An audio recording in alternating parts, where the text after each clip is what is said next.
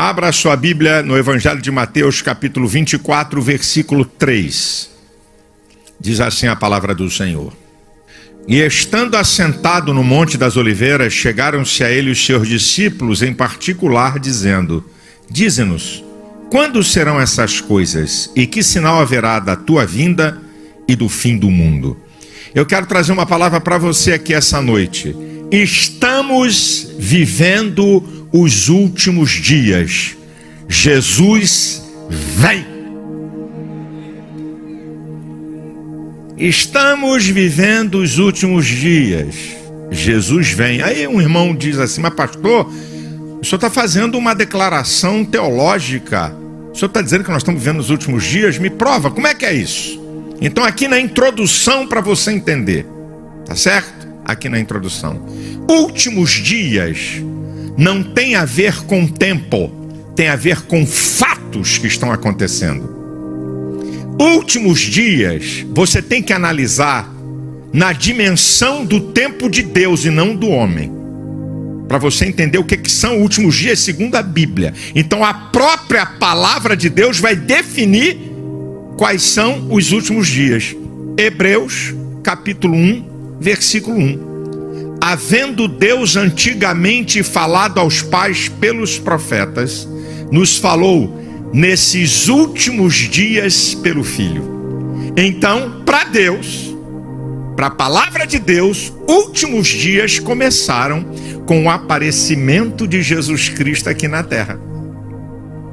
Então, últimos dias, desde que Jesus apareceu aqui na terra, para Deus, começou a contagem de últimos dias.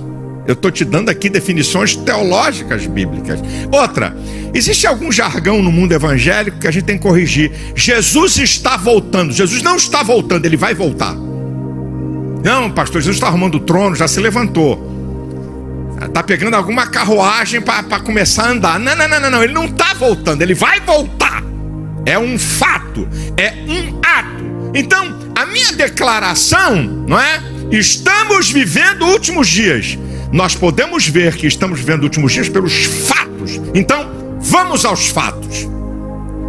Fique com a sua Bíblia aberta que eu vou te mostrar aqui 3 passagens bíblicas. 2 delas eu quero que você leia comigo. Então, capítulo 24, ainda de Mateus, certo? Eu vou ler do versículo 4 até o versículo 12. E vou tirar algumas coisas, não vou falar de tudo, só para te mostrar fatos dos últimos dias, para você ter certeza que estamos vivendo últimos dias. Diz o texto, tá? Jesus respondendo disse-lhes: acautelai-vos que ninguém vos engane, porque muitos virão em meu nome dizendo eu sou o Cristo, enganarão a muitos, e ouvireis de guerras e rumores de guerras. Olhai, não vos assusteis, porque é mistério que isso tudo aconteça, mas ainda não é o fim. Porque se levantará nação contra nação, reino contra reino, haverá fomes, pestes, terremotos em vários lugares. Mas todas essas coisas são os princípios das dores. Então vos hão de entregar para serdes atormentados, matar-vos-ão, sereis odiados de todas as gentes por causa do meu nome. Nesse tempo, muitos serão escandalizados e trair-se uns aos outros, e uns aos outros se aborrecerão. Surgirão muitos falsos profetas e enganarão a muito. E por se multiplicar a iniquidade, o amor de muitos esfriará. Eu vou pincelar algumas coisas aqui. Olha a coisa importante desse conjunto de versículos. 3 vezes, por 3 vezes, versículo 4, 5 e 11, está falando de engano. 3 vezes. Meu filho, Jesus fala 3 vezes uma mesma coisa, porque isso aqui é muito sério. Está falando que nos últimos dias vamos ter um espírito de engano. E para enganar o povo de Deus, ainda tem essa.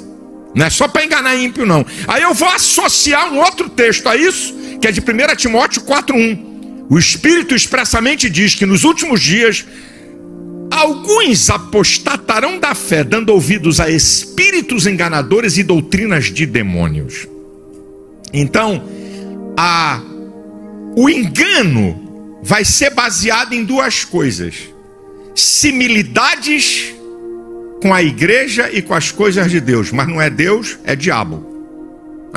E doutrinas de demônio, teologia deturpada. Então essas 2 coisas vão enganar muita gente nos últimos dias. O que é que a gente está vendo, gente? Eu tava fazendo uma análise. Olha o espírito de engano. Tem igreja de gay, igreja evangélica, tem culto, tem Bíblia, tem louvor, coisa linda. Daqui a pouco vão fazer uma igreja de prostitutas. Ou daqui a pouco vão fazer uma igreja do pessoal que vive mamado. Tudo a paz do Senhor, irmão. Vai ter uma igreja.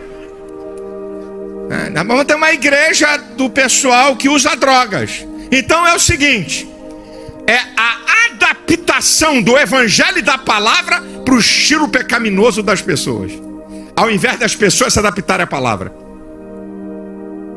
Então parece que é a igreja evangélica, parece que é de Jesus, não tem nada de Jesus. Gente operando sinais, opera cura, tem revelação, mas é bandido. Eu já denunciei alguns aqui. Parece. Fala língua estranha. Parece. Espírito de engano.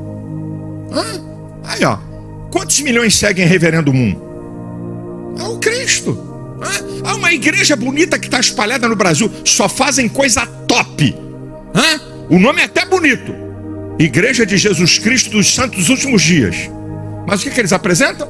Joseph Smith, o polígamo, o cara que teve 27 mulheres e 44 filhos e foi assassinado na cadeia. Ele é o profeta. Aqui, ó, é o espírito de engano. Parece, mas não é. O espírito de engano. Fique esperto, meu irmão, porque vai parecer que é Deus, vai parecer que é poder de Deus, como Paulo diz em 2 Coríntios 11:14. Não é maravilha que até Satanás se transfigura em anjo de luz? São sinais dos últimos tempos. Agora olha aqui, ó. Olha que coisa nós estamos encontrando nesse tempo. Eu vou destacar só alguma coisa aqui. Versículo 9. Então vos hão de entregar para serdes atormentados, matar-vos-ão e sereis odiados de todas as gentes por causa do meu nome. Meu irmão, olha quanto ódio se tem contra a igreja evangélica, contra pastores, contra o povo de Deus. Eu posso falar algumas coisinhas para você. A minha esposa, que gosta de comprar livros para pesquisar, eu estava viajando nesses dias inaugurando essas igrejas, ela foi numa livraria e comprou o livro de um gay famoso. Um livro. Ela falou: deixa eu ver o que esse cara está falando. Lá tem um capítulo só sobre o seu pastor. Um capítulo só sobre as minhas posições. E você vê o ódio, a mentira, a deturpação que o cara se utiliza. O movimento gay tentou caçar minha credencial de psicólogo por 5 vezes. Eu ainda respondo a 4 processos. E um deles é bizarro. Eu fui defender a Igreja Católica em 2011 na parada gay, onde eles cometeram vilipêndio, artigo 208 do Código Penal, debochar de imagens religiosas. Adivinha quem é o processado? Você sabe o que o procurador federal fez? O absurdo da história. Esse processo ainda não terminou. Olha o que o cara fez. Eu digo lá na televisão, eu digo assim: a Igreja Católica tinha que assentar o pau nesses caras. Figura de linguagem. Sabe o que o procurador disse? Pastor incentiva a igreja a bater em homossexuais. O juiz da primeira instância debochou da cara do procurador, dizendo: vem cá, você fugiu da escola? Você não conhece que é figura de linguagem? Ele perdeu na primeira instância e recorreu na segunda. E na segunda, que ele tem acesso a desembargadores, eu perdi. Aí vai para a terceira. Vocês viram, é coisa assim louca. Vocês estão vendo aí o pastor Jorge Linhares, batista de Getsemane. Ele faz um vídeo daquela brincadeira de Burger King: menina é menino, menina é menina, homem é homem, mulher é mulher. O procurador de Minas Gerais, que não tem nada que fazer na vida, fez uma intimação a ele. Tem um vídeo meu esculhambando que eu não tenho medo deles. Quem tem Deus tem maioria. O ódio. Vocês querem ver? Um vídeo meu que eu coloquei: a ciência, né? A ciência detonando sobre sexualidade. Uma pediatra que ela rói na ciência. Você sabe o que o YouTube fez? Me suspendeu por 1 semana, dizendo que o meu vídeo fere a política deles. É um vídeo de ódio. Ciência. Não tem religião, não tem ideologia. Um vídeo de ciência. A mulher mostrando cientificamente a diferença de homem e mulher. E arrancaram o vídeo e me suspenderam 1 semana no canal do YouTube. Eu vou entrar com um processo contra eles. E peço a você para lançar. Por quê? Escute isso, irmão. É assim mesmo, pastor. Não vou fazer nada, não. Bem, eu vou fazer a minha parte. Qual é a parte que Deus pode fazer? É fazer isso cair na mão de um juiz, sabe? Que está percebendo toda essa bandidagem e deu uma lambada neles. Eu vou entrar com uma ação na justiça para pedir a reintegração do meu vídeo, sabe? Não, vamos deixar para lá, eu vou fazer minha parte. Eu estou pedindo a Deus, Deus, faça, porque isso é sorteado, cai na mão de um juiz assim. Não, isso aqui não, isso é um absurdo. Um juiz e um promotor para arregaçar esses caras. A nossa parte, nós somos odiados, irmãos. Ô irmão, você acha que eu ando com seguranças por quê? Porque segurança vai me proteger de alguém que quer me dar um tiro. Não, não é isso não. É um preventivo, sabe por quê? Porque algumas vezes eu não apanhei, eu não tomei tapa em aeroporto, em algum lugar, porque eu estava com os caras. Um deles, o Odilto, estava comigo. Eu cheguei de madrugada num voo. Quando eu saí, eu não gosto de não ficar muito perto de mim, tá? Aí a porta do aeroporto, 1h30 da manhã, eu com ele. Quando eu botei o pé para fora, com o pastor Odilto junto, aí vem um cara de 1,90 m. Não precisa nem ter demônio. Não precisa nem de demônio. Só o tamanho do cara, o braço. O cara veio uma fera me xingando, me esculhambando, tá? Um gay de 1,90 m. Aí, aquilo em frações, ele veio e partiu. Aí os 4 seguranças saíram. Quando os 4 saíram, que ele viu que eu estava acompanhando, ele parou. Aí ele parou. Eu já estava estressado de um dia. O velho homem querendo voltar. Eu sou ser humano, meu irmão. Aí, meu irmão, eu falei, vai continuar? Tá vendo como é que tá um otário? Você tá vendo? Vai continuar? Tá xingando aí? Aí, vai bater? Vai dar tapa? Aí os táxis estavam parados, tem sempre crente. É isso aí, pastor, não dá mole não! Gritou um taxista lá. Aí o cara saiu de fininho. É por isso, irmão. Quem guarda a minha vida é Deus.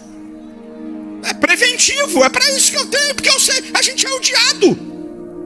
Nós somos odiados, irmãos. Isso é sinal, fato, de que nós estamos nos últimos dias.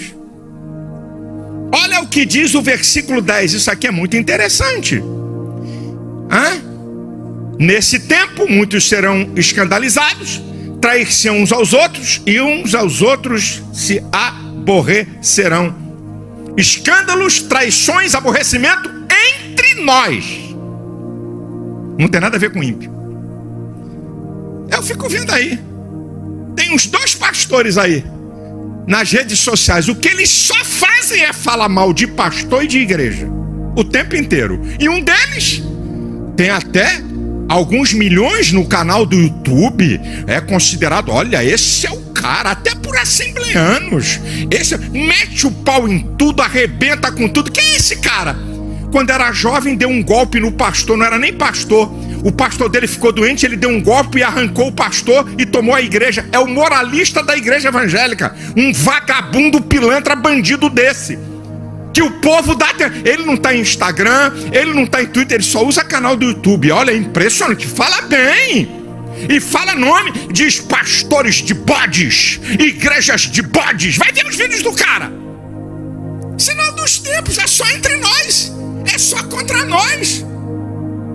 Dentro do reino. Traição?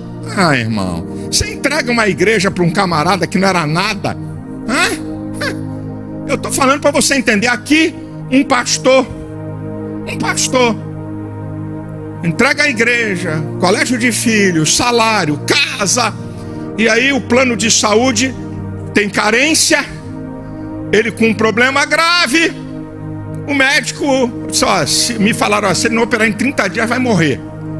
Eu falei, manda ele no doutor falando de tal, um especialista da área top aqui no Rio de Janeiro que eu conheço. Eu falei, manda ele lá, eu pago a consulta e mando ele lá para o cara me dar um veredito. Esse cara tem que operar em 30 dias. Então vamos operar, 52 mil reais. Paga a operação, faz. Depois sabe o que esse cara faz? Trai. Abre uma igreja e vem falar comigo aqui. O pessoal disse, ele está abrindo uma igreja dentro da área que nós estamos na igreja. Eu já sabia, ele vem aqui falar comigo.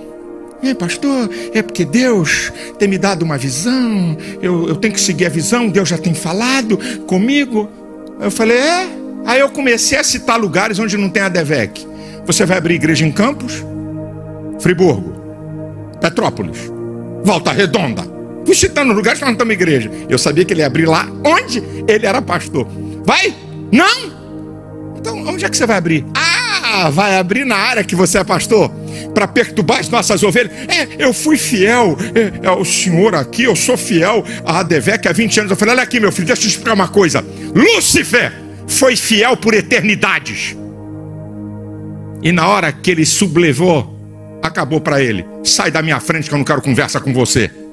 Você é rebelde, sai da minha frente, não quero papo com você. Está encerrada aqui a conversa. E aparo que com rebelde eu não negocio. Trair-se-ão. Irmãos, eu estou falando de pastor, de irmãos, que você confiou, que você abençoou, te dá uma rasteira. Isso é fim dos tempos. E voltando ao item de espírito de engano, de teologia deturpada, tem aí o cara é um teólogo inteligentíssimo. A última dele no canal do YouTube e nas redes sociais. Um pastor, cara que conhece grego, conhece hebraico, profundo nas escrituras. Olha, minha gente, não importa com quem você deitou na cama. Não importa se você cheira cocaína ou fuma maconha. Não importa o que você bebeu. Não importa se você é homossexual ou não. O que importa é que você tem Jesus. O cara, e um monte de gente dentro da igreja de um cara desse. Espírito de engano. Fatos dos últimos tempos. Multiplicação da iniquidade. No versículo 12. E por se multiplicar a iniquidade. Multiplicação da iniquidade. Precisa falar? O que está acontecendo? Até criança, meu irmão. Eu falei isso em 2006. Daqui uns dias eles vão querer aprovar a pedofilia. E hoje já falam abertamente. Tá aí a multiplicação da iniquidade. O amor de muitos esfriará. Gente que não quer mais orar, gente que não quer ter mais vida santa, gente que não quer vir à igreja, gente que só vem. Agora nós estamos pegando a mania da igreja americana. Só vem à igreja domingo de manhã. Não aparece mais. Tem tanta coisa para fazer, tanta coisa para resolver. Não prega o evangelho, não prega para ninguém, não está nem aí. Religiosos dentro da igreja. Gente que não tem mais o fogo do amor, da paixão pelo evangelho, pelo reino. Então dentro da igreja. Fatos dos últimos dias. Vamos ler um texto aqui. Eu vou mostrar duas coisas para você. De 2 Timóteo capítulo 3. Aí abre a Bíblia aí. Vamos lá.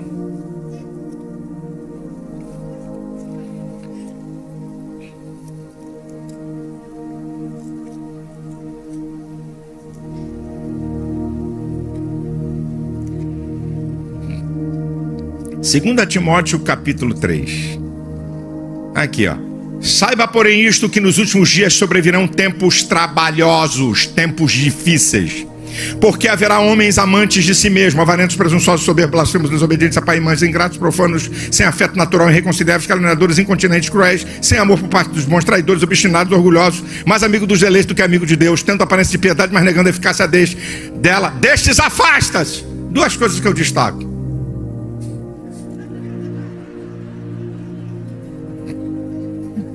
Ficou ruim de acompanhar, né, irmão? Eu faço leitura em alta velocidade. Duas coisas que estão aqui nesse texto. Primeiro, últimos dias. Quais são os fatos? Tempos difíceis.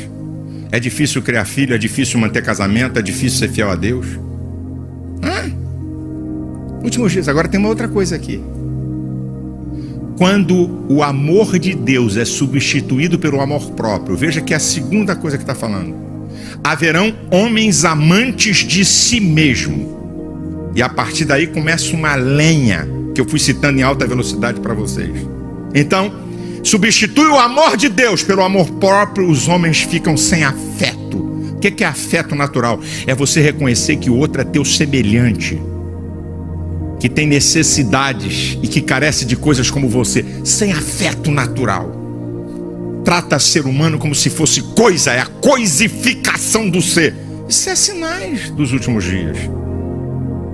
Agora vou para o terceiro texto. Esse eu cito e mostro para você. Esse eu vou citar, Atos capítulo 2, versículo 17. E acontecerá, diz Deus, que nos últimos dias derramarei do meu espírito sobre toda a carne. Vossos filhos e vossas filhas profetizarão, vossos mancebos terão visões e vossos velhos sonharão sonhos. Tem coisa boa também nesses últimos dias. As 4 áreas de maior ação do Espírito Santo estão nesse texto. Derramarei do meu espírito. Primeiro, salvação em grande escala como nunca houve na história. Lembre-se que é o Espírito Santo que convence o homem do pecado, do juízo e da justiça. João 16:8. Segundo, derramarei do meu espírito. Dotação de poder. Batismo com o Espírito Santo. Gente com vida poderosa na presença de Deus como nunca houve. Vossos filhos e vossas filhas profetizarão. Dons espirituais. Terceira área de maior ação sobrenatural de Deus através da vida das pessoas. 1 Coríntios capítulo 12, a partir do versículo 7. E quarto lugar, vossos jovens terão visões e vossos velhos sonharão sonhos. Revelações do mundo de Deus. Aquilo que está em 1 Coríntios capítulo 2, versículo 9 e 10, né? Como está escrito, aquilo que o olho não viu, que o ouvido não ouviu e que não chegou ao coração do homem, é o que Deus tem preparado para aqueles que o amam. E Deus nolas revelou pelo seu Espírito, porque o Espírito penetra todas as coisas, as profundezas de Deus. Então, as 4 áreas onde há uma maior ação do Espírito Santo são fatos dos últimos dias: salvação em grande escala, batismo com o Espírito Santo, dons espirituais e revelações de Deus. Pode te preparar, que também tem coisa boa para os últimos dias. Agora eu vou para as considerações importantes para terminar essa mensagem.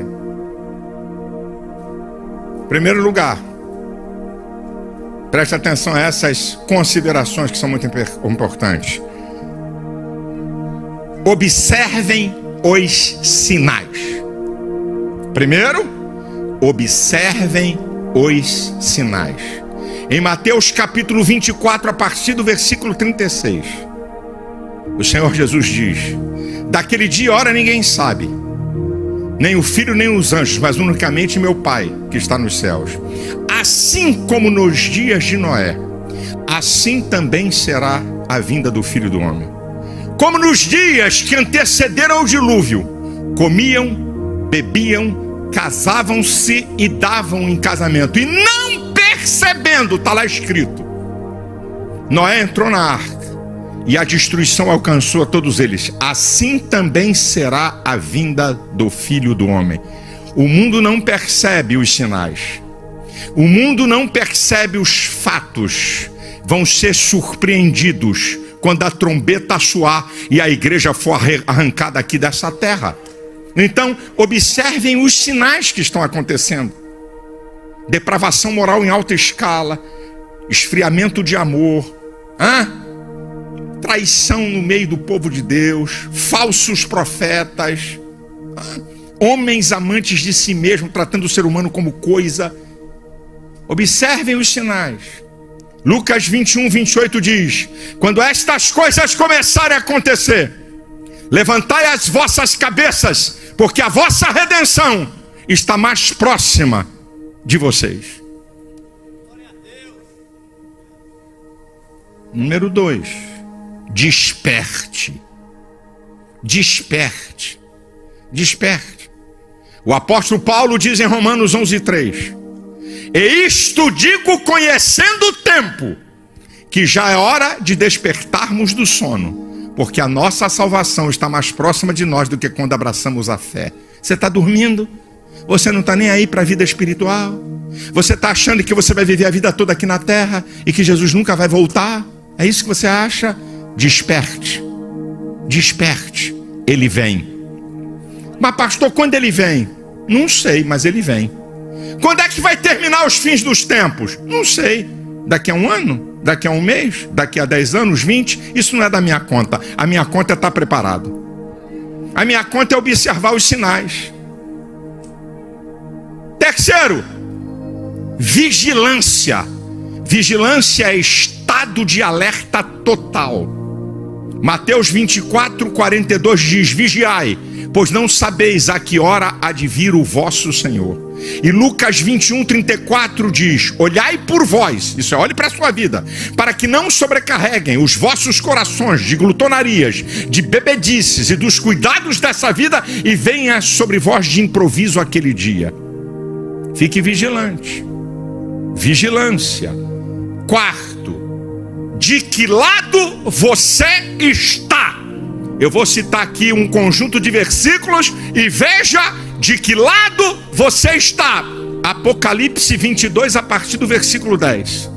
Não seles as palavras da profecia desse livro, porque o tempo está próximo. Quem é injusto, faça injustiça ainda, e quem é sujo, suje-se ainda, e quem é santo, seja santificado ainda, e quem faça a justiça, que faça a justiça ainda. Eis que cedo venho, e trago comigo o meu galardão, para dar a cada um segundo a sua obra. Eu sou o alfa e o ômega, o princípio e o fim, o primeiro e o derradeiro. Bem-aventurado aqueles que lavaram as suas vestiduras no sangue do Cordeiro, para que possam entrar pela cidade pelas portas e comer da árvore da vida. Ei, de que lado você está? De quem se santifica ou de quem está se sujando? De quem está na justiça de Deus ou quem está na injustiça? Tem que escolher um lado. E a gente escolhe com a nossa prática de vida. Agora escute isso que eu vou te falar em quinto lugar. Esse tem que ser o nosso estilo de vida. Não é o que pode ser, é o que tem que ser. É afirmativo. O que eu falei aqui numa Santa Ceia, a última que eu preguei de terça-feira. 1 Pedro 2,11. Falo a peregrinos e forasteiros. 1 Pedro 2,11. O que Pedro está falando? Peregrino e forasteiro é aquele que está de passagem, é aquele que não tem lugar certo, que não tem morada certa. Escute, meu irmão, o que eu vou dizer para você. Nós somos peregrinos e forasteiros nessa terra. Nós estamos de passagem, então aprenda. Você precisa aprender a lei do desapego. O que é isso, pastor? É tendo como se não tivesse. É tendo e não amando o que tem. É tendo, usando, compartilhando e investindo no reino. Se você não tiver essa noção, você pode ser tudo, menos pertencente ao reino. Porque lamento dizer que tem crente que está vendo aqui nessa terra, como se Cristo nunca mais fosse voltar. Está apegado a tudo aqui dessa terra. Coração está em tudo. Ama coisas. Ama dinheiro, ama, sabe, as coisas que faz, ama, não é capaz de doar nada, não é capaz de investir nada, tem o coração. Você está enganado, você é peregrino e forasteiro. Tenha como se não tivesse, tenha e não ama o que tem, tenha, use, abençoe outros e invista no reino. Se você não tiver esse entendimento, eu não estou dizendo tenha e dê tudo para a igreja, eu não estou falando isso aqui. Tenha e não use nada, não estou falando isso aqui. Não estou dizendo isso aqui. Mas você tem que ter a noção que você tem que ter disponibilidade. E aqui não está falando um hipócrita teórico. Deixa eu dizer alguma coisa, eu estou falando disso porque eu sou pastor, eu tenho que ensinar a você. A Bíblia diz que você tem que imitar a fé dos pastores, atentando para toda a sua maneira de viver. Deus sabe. Eu estava falando aqui, minha esposa estava sentada, ela foi pregar hoje em outra igreja, agora à noite, outra Devec. Ela sabe. Eu entro numa loja para comprar uma camisa, e de vez em quando eu compro uma camisa nova, como eu compro para mim, para doar para alguém. Eu entro numa loja para comprar um terno, e de vez em quando eu entro na loja, compro um terno para mim, eu compro um terno novo para dar para alguém. Eu tenho isso como prática de vida. Sabe por quê? Porque eu não quero estar com o meu coração em roupa, em coisas. Não, eu uso sim. Se eu tiver que andar num carro bacana, pode ter certeza que eu vou andar. Mas se eu tiver que doar para a igreja, Eu já doei alguns. Eu não tenho problema. Não tem problema para mim, porque meu coração não está nesse negócio. Se você não entender isso, meu irmão, tem crente que não é capaz de dar nenhuma roupa semi-usada, só se for caco. Ventilador sem hélice, geladeira sem motor, sapato com ar-condicionado, buraco embaixo, roupa com ventilação ruída, joga fora, faz pano de chão. Isso não é para dar para ninguém, não. Eu só dou alguma coisa para alguém daquilo que me é útil. Eu não dou nada para ninguém que esteja ruído, comido, destruído. Só coisa útil, só coisa boa, que eu ainda seria capaz de usar. Como é que é isso, gente? Esse tem que ser nosso estilo de vida. Irmão, põe na tua mente, no teu coração. Você aceitou Jesus? Você crê na verdade da Bíblia? Quem é que crê? Quem é que crê? Então, irmão, creia que você aqui vai viver 60, 70, 80, 90, se for muito forte, 95. E acabou. Mas você tem uma vida eterna com Jesus, que não vão ser 100 anos, nem 200, nem 1000. É de eternidade em eternidade, de eternidade em eternidade, de eternidade em eternidade. Você não vai ter doença, você não vai ter cansaço, você não vai morrer, você vai estar num corpo glorificado para sempre, sempre, sempre, sempre, de eternidade em eternidade, de eternidade em eternidade. Então, por que o teu coração? O apóstolo Paulo, em 1 Timóteo, capítulo 6, versículo 7, diz assim: nada trouxemos para esse mundo, e em verdade é que nada levaremos dele. Se você for sepultado com dente de ouro, vão abrir a cova para arrancar. Você está rindo? Olha, que dentaço. O coveiro só está de olho. Presunto tá bom. Não dá para levar tuas joias. Não tem espaço. O negócio está tão sério hoje que tem que cremar. Você fica numa caixinha. Todo você numa caixinha. Aí diz o meu amigo, o senador Magno Malta, dizendo para a família dele: quando eu morrer, pode me cremar e eu quero que espalhe as minhas cinzas no shopping. Aí a família perguntou à mulher: mas por quê? Porque vocês vão sempre lembrar de mim, que vocês estão sempre lá. Nada de jogar no mar, nada, me espalhem as cinzas no shopping. Então, de deboche. Então, meu irmão, é o que você é o que eu sou. Teu coração está em quê, irmão? Lei do desapego, querido. Ama sapato, ama roupa, ama joia. Ama gravata, ama terno, ama relógio, ama carro. Eu não sei qual é o céu que você vai. A coisa é séria. 6º lugar, eu já estou terminando. Tenha certeza do que eu vou te falar. Romanos 5:20. Onde abundou o pecado, superabundou a graça.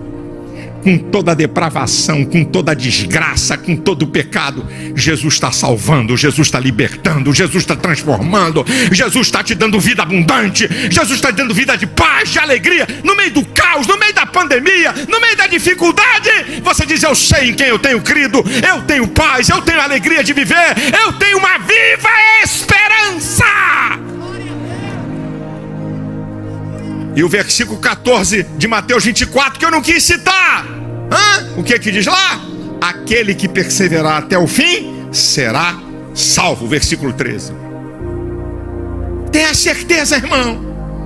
Olha esse texto, tenha certeza. 1 Coríntios capítulo 15, a partir do versículo 51. Eis que vos digo um mistério.